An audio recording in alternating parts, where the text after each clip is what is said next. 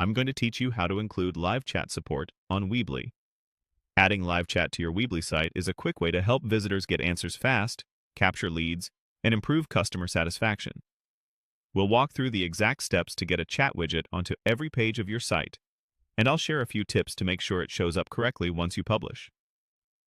First, you need the live chat code from a chat provider. Many popular services offer a free plan and give you a small JavaScript snippet to embed on your site.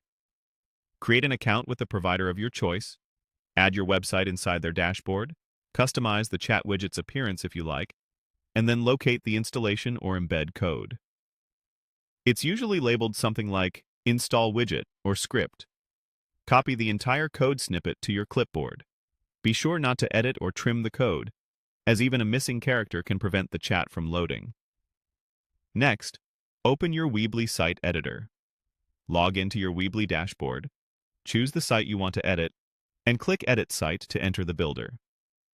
From here, you'll place the chat code so it loads across your website. In the editor, go to Settings, and then select SEO. On this page, you'll see boxes for header code and footer code. The header code field injects content into the head of every page, which is ideal for scripts you want to load site-wide and early, like a chat widget. Using this area ensures your chat appears consistently across your pages. Paste the chat provider's code into the header code box. Make sure it's the only thing you paste, without extra spaces or stray characters before or after. If you already have code there, you can place the new snippet above or below it. Keeping each snippet on its own line helps with clarity if you ever need to update it later. Now click Publish. Weebly will push your changes live.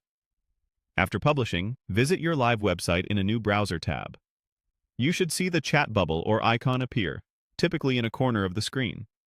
If it doesn't show up right away, wait a minute, refresh the page, or try viewing in a private window to bypass caching.